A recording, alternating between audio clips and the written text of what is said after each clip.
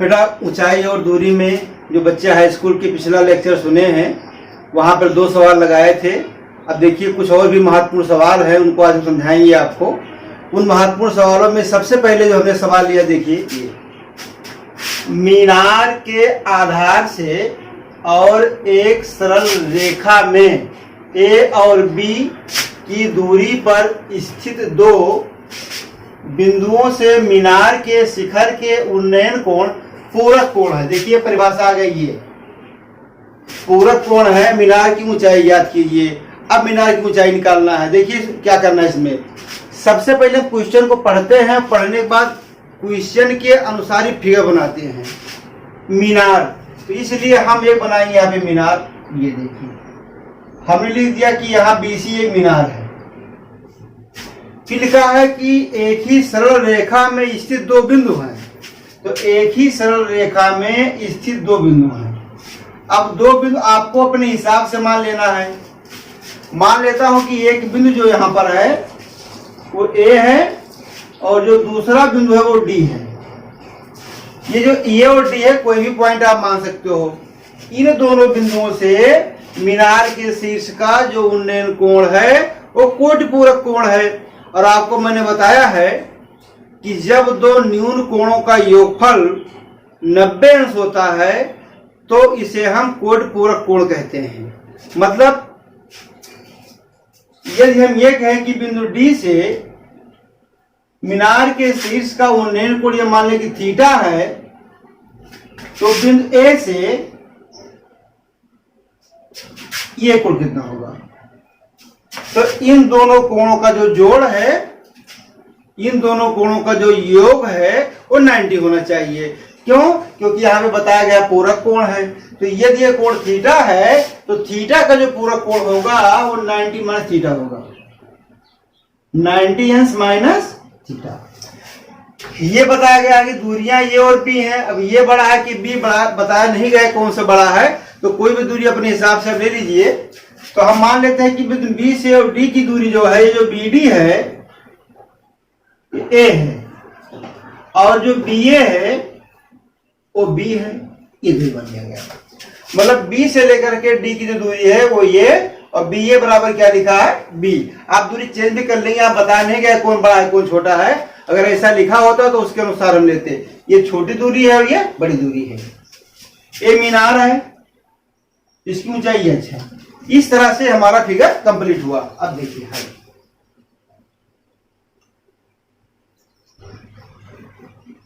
माना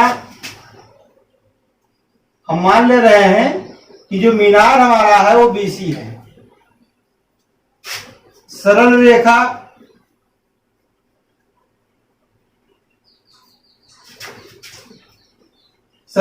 पर स्थित सरल रेखा पर स्थित 2 बिंदु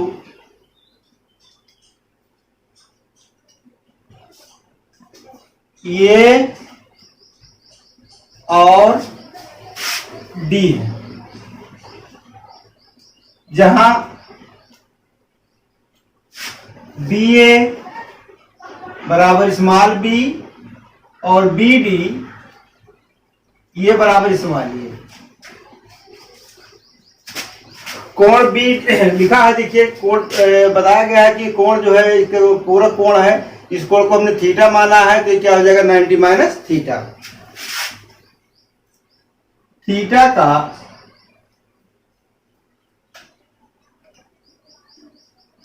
कोटि पूरक कोण 90 माइनस थीटा है।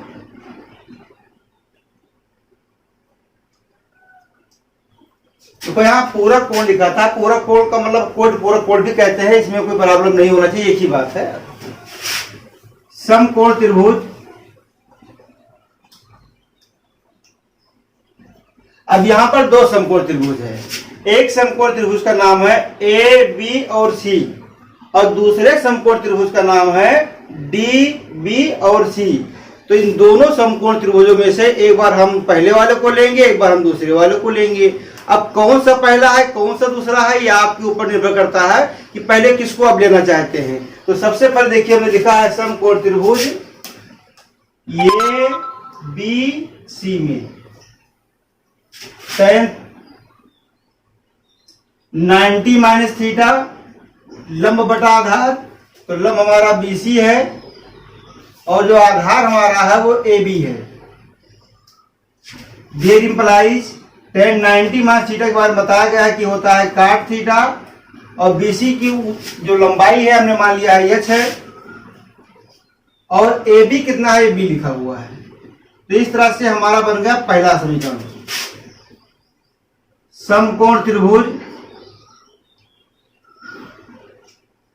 अब दूसरा वाला जो समकोण त्रिभुज है उसका नाम है डी बी और सी। तो समकोण त्रिभुज डी बी सी में tan थीटा वही लंब और आधार का अनुपात है, लंब तो लंब आपका है BC और आधार आपका है DB। तो BC को हमने H कहा है और DB आपका जो लिखा हुआ है D और B के बीच की दूरी इस्माली है। तो इस तरह से tan थीटा बराबर ये सब ये लिखा है। यदि हम काट थीटा की बात करें तो tan थीटा का व्युत्क्रम जो होता है वो काट थीटा होता है, ये पानी है। tan थीटा बराबर ये सब ये, तो काट थीटा बराबर हो जाएगा ये बाई एच। क्यों? क्योंकि जो काट थीटा होता है वो tan थीटा का व्युत्क्रम होता है। इस तरह से हमारे पास दो समकोण त्रिभुज आ गए। एक समकोण त्रिभुज हमारे पास है काट थीटा बराबर एच बाई बी, और दूसरा जो समीकरण हमारे पास है काट थीटा बराबर ए बाई एच।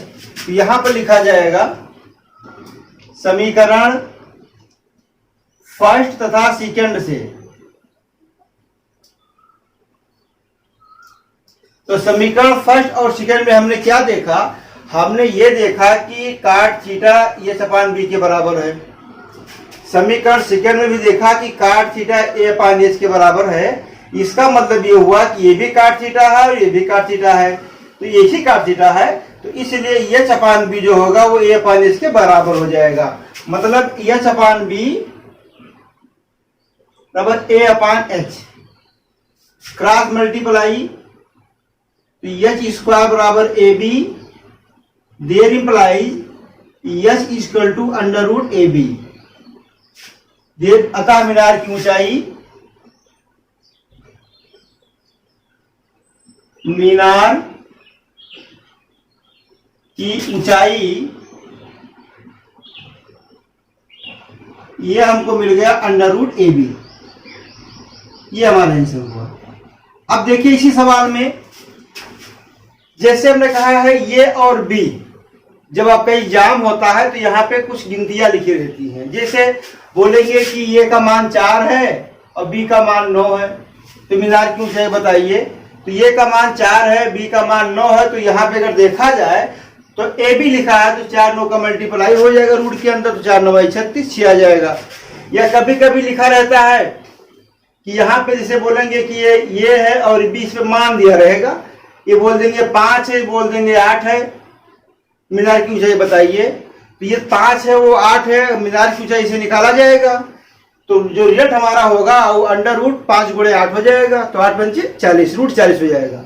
तो इस पर कोई ना कोई सवाल एग्जाम में अक्सर पूछा जाता है, ये काफी इंपॉर्टेंट सवाल था इसलिए इसको ले लिया गया है। तो इस पर ध्यान दीजिएगा। और सबसे अच्छी बात यह है कि इस पर ध्यान दीजिएगा जो ये लिखा हुआ है कि जो इसका जो कोण है ये पूरा कोण है बस। ओके, दूसरा सवाल ये है, देखिए पहले पढ़ते हैं इसको हम। 7 मीटर ऊंचे भवन के शिखर से एक टावर के शिखर का उन्नयन कोण 60 अंश है और इसके पाद मतलब आधार, पाद का अवनमन कोण 45 अंश है। टावर की ऊंचाई ज्ञात कीजिए। अब इसमें सबसे बड़ी बात ये ध्यान देना है, एक तरफ तो ये टावर है और दूसरा जो हमारे सामने एक भवन है। दोनों में किसको हम बड़ा माने, कि टावर की ऊंचाई बड़ी होगी कि भवन की होगी? तो ध्यान रखिएगा जो टावर होता है वो हमेशा भवन से हमेशा ऊंचा ही होता है। अक्सर देखा गया है ये टावर जो है वो भवन से हमेशा ऊंचा ही होता है। और कोण से भी ये पहचान सकते हैं, इसमें लिखा है कि भवन के शिखर से, एक टावर के शिखर का उन्नयन कोण 60 अंश है। मतलब भवन के शिखर से टावर के शिखर का जो उन्नयन कोण है वो 60 अंश है। मतलब भवन छोटा है और टावर बड़ा है। देखिए इस तरह से है।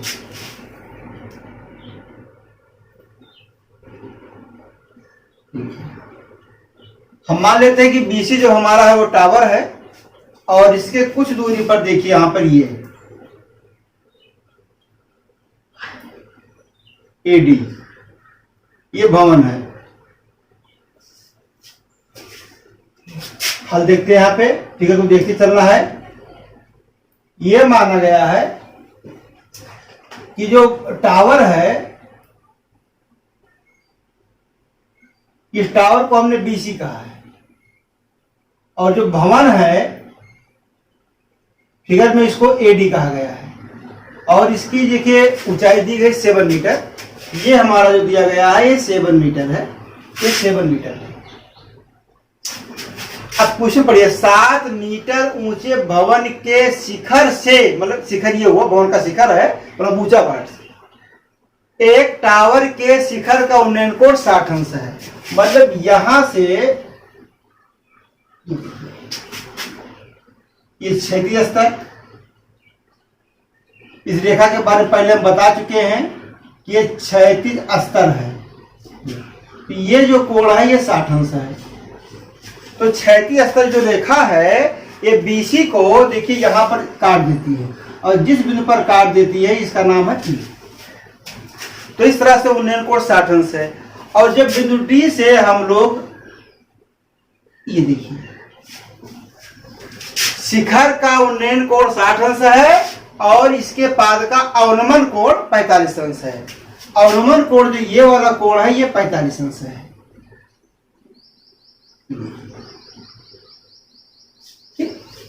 और ये बताना है कि जो है बीसी की ऊंचाई पूरी कितनी है, यानी बीसी की लंबाई कितनी है। अब इसमें सबसे अच्छी बात ये है, देखिए यहां पर ये हम समकोण त्रिभुज डी ई और बी की बात करें तो ये 90 है। तो ये जो कोण होगा डी बी ई, ये भी हो जाएगा 45 डिग्री। तो कोण डी बी ई यह आपको हो जाएगा 90 अंश माइनस 45 और 45। इसलिए त्रिभुज डी बी ई में ये हमने कोण देखा, ये वाला कोण ये भी हो गया 45 अंश। अब हम देखते हैं कि किसी भी त्रिभुज में ये दो कोण बराबर हैं तो उसके संगत भुजा होती है बराबर होती है। मतलब इसमें हम कह सकते हैं जो डी है वो बराबर ई बी है और ये बराबर जो हो जाएगा वो 7 मीटर।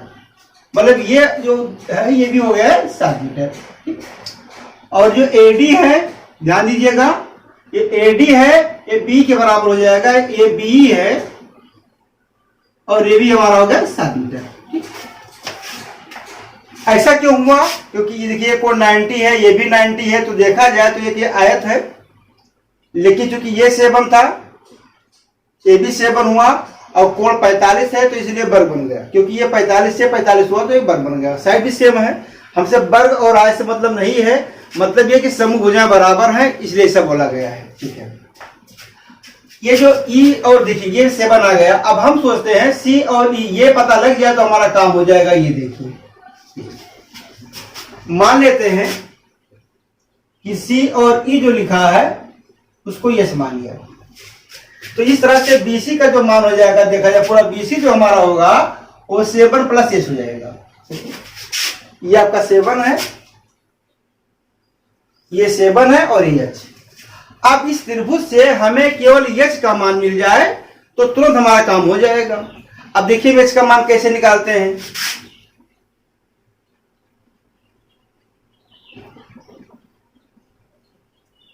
समकोण त्रिभुज डीईसी में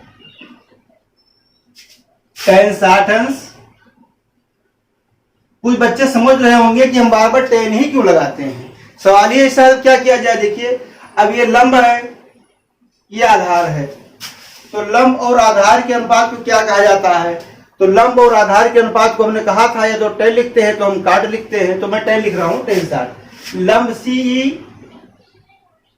और आधार जो है DE है, तो CE को हमने H कह दिया है और ये हमारा 7 लिखा है। देयर इंप्लाइज tan 60 की जो वैल्यू है वो √3 है। H/7 क्रॉस मल्टीप्लाई, तो H की जो वैल्यू हो जाएगी 7/√3। H का मान हमको मिल गया, लेकिन हमको तो निकालना है टावर की ऊंचाई, इसलिए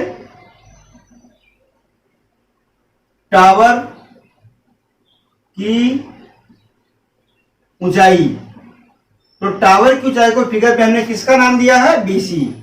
ये किसके बराबर है? फिगर के BC, तो BC मतलब BE और EC,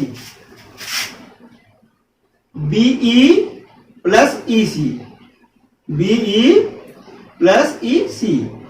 BE ये आपका 7 है और EC अभी निकाला गया है H, EC हमने H कहा है, ये है 7/√3। EC, तो EC को हमने H माना है, H का जो मान निकल गया है 7/√3, 7 कॉमन है, 1 प्लस √3 मीटर।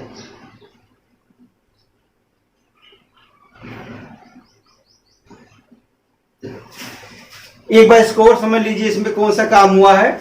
इसमें एक टावर है, एक भवन है। यह माना गया है कि जो टावर है वो काफी ऊंचा है, भवन उससे थोड़ा नीचे है। भवन के शिखर से टावर के शिखर का जो उन्नयन कोण है वो 60 अंश है। भवन के शिखर से टावर के पाद का जो अवनमन कोण है ये 45 अंश है। क्या है? 45 अंश है। भवन की जो ऊंचाई है ये 7 मीटर है और हमको ये बताना था कि टावर की ऊंचाई कितनी होगी। तो टावर की ऊंचाई बताने के लिए देखिए हमने फिगर बनाया। BC एक हमारा जो है टावर है, कुछ दूरी पर देखिए AD एक भवन है। भवन के शिखर से कोण दिखा दिया 60 अंश उन्नयन कोण, और भवन के शिखर से टावर के आधार का निपात का जो अवनमन कोण है वो 45 अंश है, ये दिखा दिएगा। दिखाने के बाद हमने देखा ये कोण 90 है, ये भी 90 है, तो इस तरह से एक आयत बन रहा है। आयत की समूह भुजा बराबर होती है, तो हमने लिख दिया कि AD हमारा जो है EB है, ये बराबर हुआ। बाद में देखा कि ये कोण 45 अंश है, तो ये भी 45 होगा क्योंकि ये 90 है, तो ये भुजा और ये बराबर हो जाएगा, मतलब ये भुजा और ये बराबर हो जाएगा। तो ये 7 है तो ये भी 7 हो गया। तो इस तरह से DE की लंबाई कितनी आ गई? 7 आ गई। अब हमने लिखा कि समकोण त्रिभुज DEC में, यहां से हमने H का मान निकाल दिया, देखो लिखा गया है समकोण त्रिभुज DEC में tan 60 बराबर C/D, तो H का मान भी हमें मिल गया। जैसे हमें H का मान मिला तुरंत हमने लिखा था टावर की ऊंचाई, तो टावर की ऊंचाई मतलब BC मतलब 7 प्लस H, तो 7 प्लस H का मान यहाँ पे रख दिया गया और हमारा ये आंसर आ गया। इस तरह से सवाल ये सॉल्व हो गया। अब बच्चों तीसरा सवाल देखिए। आज के जो भी सवाल ले रहे हैं ये आपके यूपी बोर्ड में जब भी पूछा गया है तो 6 नंबर में ही पूछा गया, ध्यान रखिएगा। ये अच्छे सवाल हैं और ये 3 सवाल जब पूरे हो जाएंगे, इसी तरह से आपकी एक्सरसाइज में और भी सवाल हैं। इसके बाद 3 सवाल हम और लगाएंगे, इसके बाद आप अपनी एक्सरसाइज से स्वयं लगाएंगे। देखिए, एक नदी के पुल के एक बिंदु से नदी के सम्मुख किनारों के अवनमन कोण क्रमशः 30 अंश और 45 अंश है। यदि पुल नदी से 3 मीटर की ऊंचाई पर हो तो नदी की चौड़ाई ज्ञात कीजिए। मतलब कोई एक नदी कितनी चौड़ी है हमको ज्ञात करना है। उसके ऊपर एक पुल बना हुआ है, पुल पे कोई बिंदु है, मतलब कोई आदमी है, और नदी के दोनों किनारों को देखता है और अवनमन कोण भी मिलता है, उसे 30 अंश और 45 अंश मिलता है। और हम लोग को ये बताना है कि नदी की चौड़ाई कितनी है, जबकि नदी से पुल की जो ऊंचाई है वो 3 मीटर है। देखिए, अब हम मानते हैं कि ये है नदी की चौड़ाई, ये देखिए A और B,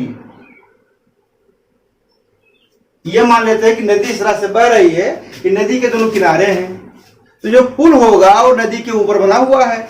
अब मान लेते हैं ये पुल बना हुआ है नदी के ऊपर, ये देखिए ये पुल बना हुआ है। तो इस पुल पे कहीं एक बिंदु है, पुल पे कहीं एक बिंदु है, यहाँ ऊपर ये पुल बना हुआ है, ये देखिए पुल बना हुआ है, और यहाँ पर कोई एक बिंदु हम मान लेते हैं P है, ये पुल है, P है। अब बिंदु P से ये देखा जा रहा है कि किनारों को कि इसका जो अवनमन कोण है, मतलब ये जो कोण है, ये जो कोण है, और यहां से देखिए ये कोण, ये एक कोण आपका बता रहे हैं कि ये 30 अंश है और दूसरा कोण बता रहे हैं कि ये 45 अंश है। जबकि ये जो है, ये देखिए डी 3 मीटर, मतलब नदी ये है, एक एक नदी है, इससे पुल पर कोई बिंदु P है तो नदी और पुल के बीच की दूरी बताई गई है वो 3 मीटर है, 3 मीटर है। और नदी कितनी चौड़ी है हम लोग को बताना है। अब देखिए यहां से, यहां पर 30 अंश है तो ये भी 30 अंश होगा, एकांतर कोण। आपको हमने बताया था कि ये अवनमन कोण है, ये वास्तव में उन्नयन कोण होता है, लेकिन एकांतर कोण होने की वजह से दोनों आपस में बराबर हो जाते हैं। और वैसे भी देखिए ये रेखा और ये रेखा ये समांतर है, ये तिर्यक रेखा है, यदि ये कोण 30 अंश है तो ये भी कोण 30 अंश होगा। ऐसे यहां भी है, ये 45 है, ये जो होगा ये 45 अंश होगा। अब तो माना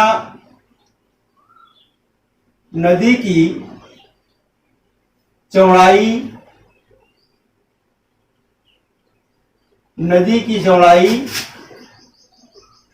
AB है तथा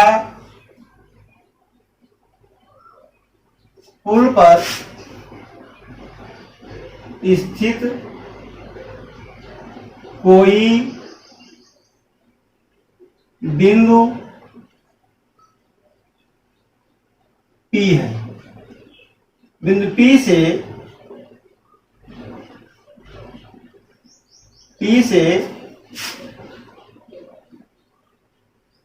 बिंदु A और B के अवनमन कोण क्रमशः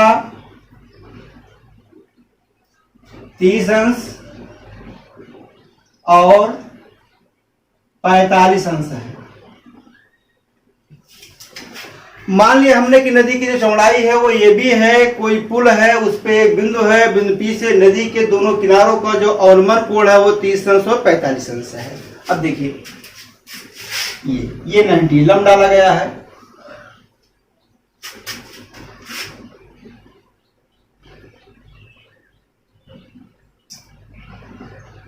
तो इस तरह से हमारे पास की ऊंचाई कहा गया, तो नदी से बिंदु P की जो ऊंचाई है वो 3 मीटर है। तो यहां से इस पे हमने लंब डाल दिया ऊंचाई ज्ञात करने के लिए, तो ये PD हो गया। ये कितना दिया है? 3 मीटर। तो इस तरह से हमारे पास जो है दो समकोण त्रिभुज बन गए। एक बना हुआ ADP और दूसरा जो बना हुआ है वो B और D और P है। इन दोनों समकोण त्रिभुज की सहायता से हम AD का मान निकालेंगे और DB का मान निकालेंगे और फिर दोनों को हम जोड़ देंगे और नदी की चौड़ाई आ जाएगी। अब देखिए समकोण त्रिभुज ADP में tan 30 अंश लंब बटा आधार PD upon AD, there imply tan 30 की वैल्यू 1/√3। देखो P और D कितना लिखा है? 3, यहाँ 3 लिख दिया गया है, अपान AD क्रॉस मल्टीप्लाई, तो AD इक्वल टू हो जाएगा 3/√3। तो इस तरह से समकोण त्रिभुज AD और P की सहायता से हमने AD का मान निकाल दिया। अब देखिए यहां से फिर लिखा हूं पुनः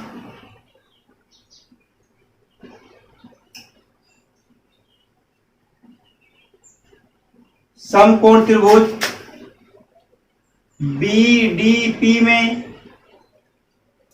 tan 45 अंश। वैसे एक बात ध्यान रखा जाए, ये कोण 90 है, ये 45 है, तो जो DB का मान होता है वही PD का मान होता है। इसके पहले समय हम बोल चुके, फिर भी निकाल दे रहे हैं। ये 45 अंश है तो ये भी 45 होगा, तो ये अगर 3 है तो ये भी 3 हो जाएगा। अगर ऐसा नहीं है तो सूत्र लगा दे रहे हैं। देखिए tan 45 अंश लंब बटा आधार PD upon DB, there imply tan 45 की वैल्यू 1 PB पी और डी, सॉरी पी और डी है, लंब बटा आधार होता है, ये है लंब पी डी है और आधार हमारा डी बी है, ये हो जाएगा 3 और डी बी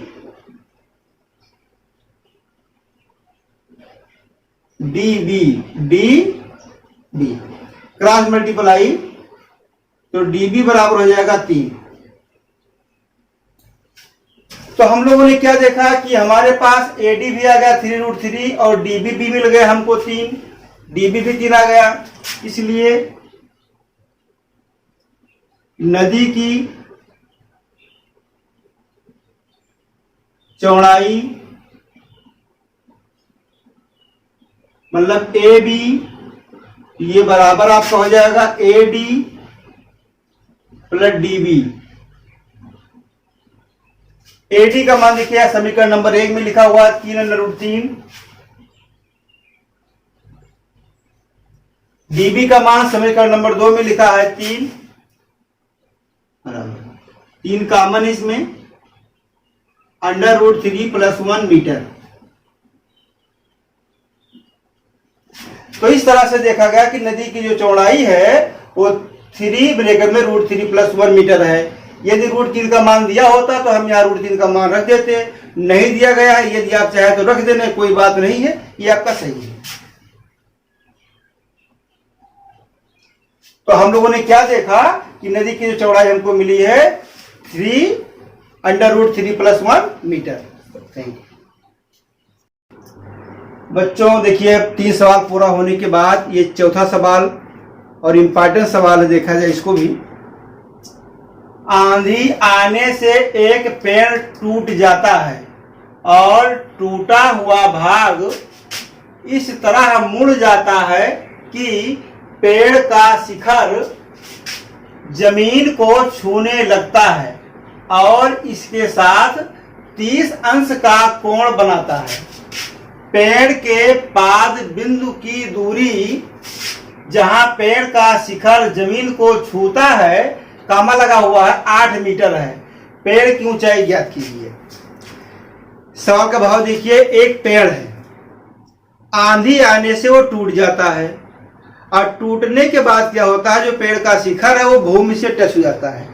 भूमि पर जहां पे टच करता है वहां पे भूमि के साथ जो कोण बनता है वो 30 अंश का बनता है और जो शिखर है वो अपने आधार से 8 मीटर की दूरी पर है।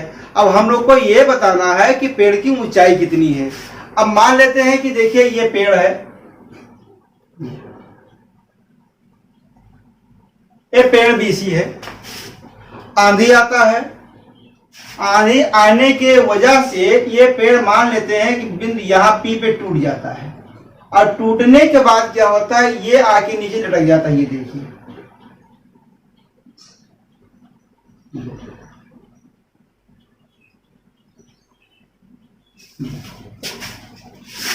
पूरा पेड़ हमारा जो है वो बीसी है, आंधी आती है तो आंधी आने की वजह से क्या होता है कि बिंदु पी से टूट जाता है और टूटने के बाद में लटक जाता है। मतलब जो बिंदु सी है वो बिंदु ए पर आ जाता है। मतलब ये देखा जाए तो ये देखिए ये पहले था और टूटने के बाद जो है आगे लटक गया है। ये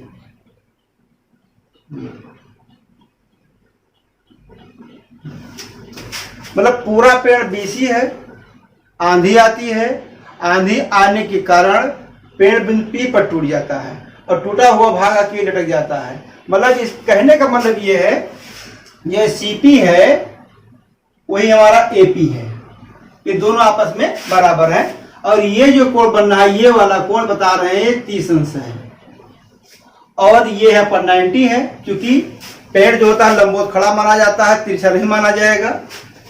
ए बी कितना है तो पता है कि 8 मीटर है, तो ये जो दूरी है ये 8 मीटर है, ये फिगर बता रहा है।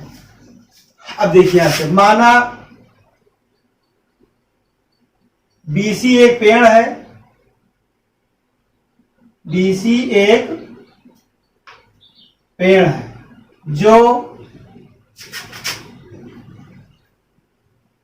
आंधी के कारण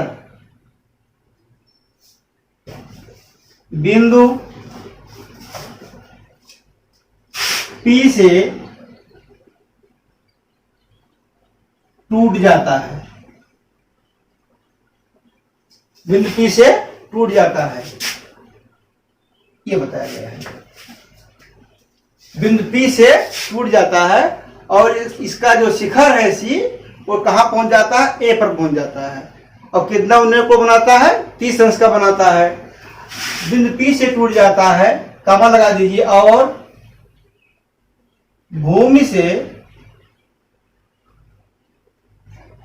30 अंश का कोण बनाता है, कोण बनाता है। अब इसमें सबसे बड़ी बात यह है कि टूटा हुआ भाग यही तो है। जब यही टूटा हुआ भाग है तो जब ये लटक जाएगा तो इसकी जो लंबाई है वो कम नहीं हो जाएगी। जैसे मान लीजिए हम खड़े हैं और हम लेट जाएं तो लेटने से हमारी जो हाइट है वो कम नहीं हो जाएगी, जितना है उतना ही रहेगा। तो इसका मतलब ये हुआ कि P से टूटा हुआ भाग है तो जो ये AP है वही ये CP है। AP और बराबर CP मान लेते हैं, बराबर जो है ये X है। ये देखिए ये X, ये भी क्या हो जाएगा, X हो जाएगा। अब समकोण त्रिभुज, समकोण त्रिभुज ABP में हमें पेड़ की पूरी ऊंचाई तो निकालना है, तो CP याद करने के लिए हमें AP याद करना पड़ेगा और PB भी हम निकालेंगे। इसी त्रिभुज से हम PB भी निकालेंगे और AP निकालेंगे। तो अब देखिए ये 30 अंश है तो इसके सामने ये वाली भुजा है तो ये लंब हो जाएगा और ये आधार हो जाएगा। तो tan 30 अंश लंब बटा आधार PB अपान AB, PB AB आपका 8 लिखा है, tan 30 की वैल्यू 1/√3। देयर इंप्लाइज PB बराबर हो जाएगा, ऐसा को गुणा कर देते हैं, क्रॉस मल्टीप्लाई कर देते हैं तो √3 PB ये बराबर हो जाता 8 के। तो PB बराबर हो जाएगा 8/√3। तो PB का जो मान आया 8/√3 हो गया, इक्वेशन नंबर फर्स्ट। और त्रिभुज यही हमारे सामने है। अब देखिए इसमें से हमें ये x का मानी AP निकालना है, AP कर्ण है। हम आधार और कर्ण भी जानते हैं, तो आधार कर्ण का जो अनुपात होता है वो कास भी होता है और सेक भी होता है। क्योंकि हमारे पास लंब भी आ गया है देखो यहाँ पे, तो लंब और कर्ण का अनुपात जो होता है वो साइन होता है। तो कर्ण ज्ञात करने के लिए हम लोग को साइन, कास, सेक और कोसेक इन 4 रेशियो में से किसी भी रेशियो का हम प्रयोग कर सकते हैं। यहाँ पर हम कास का प्रयोग कर रहे हैं, ध्यान दीजिएगा। साइन का भी आप कर सकते हैं, कास में आधार बटा कर्ण हो जाएगा, साइन में लंब बटा कर्ण हो जाएगा। देखिए साइन 30 अंश कर दे रहे हैं, साइन 30 अंश। तो लंब PB और कर्ण आपका जो लिखा है AP, देयर इंप्लाइज साइन 30 की वैल्यू 1/2। PB मान को निकाला गया है अभी 8/√3। AP नहीं पता है, बटा x कर देंगे। देयर इंप्लाइज 1/2 बराबर 8/x√3। क्रॉस मल्टीप्लाई कर देते हैं, x√3 16। देयर इंप्लाइज x बराबर 16/√3। x का मतलब AP, तो AP जो मिल गया हमें 16/√3, इक्वेशन नंबर 2। अब देखिए हमारे पास PB भी आ गया है और AP भी हो गया है। अब हम लिखते हैं पेड़ की ऊंचाई, जगह देखिए यहां ऊपर लिख रही है पेड़ की ऊंचाई, पेड़ की ऊंचाई। तो पेड़ की जो ऊंचाई है वो है कितनी, BC, मतलब BP PC। बराबर। अब बीपी कितना निकाला गया देखिए 8/√3, 8/√3 और यह है 16/√3। हर दोनों का बराबर है इसलिए उनको हम जोड़ देंगे। तो 16 में 8 को हम जोड़ देंगे तो ये हो जाएगा 24/√3, 24/√3। अब √3 से ऊपर नीचे हम गुणा भी कर देंगे परमीकरण, तो 24√3 ये बाई 3 हो जाएगा। इस तरह से 8√3 मीटर। तो इस तरह से पेड़ की जो ऊंचाई हमको मिली वो आई 8√3 मीटर। ये इसका आंसर हो गया।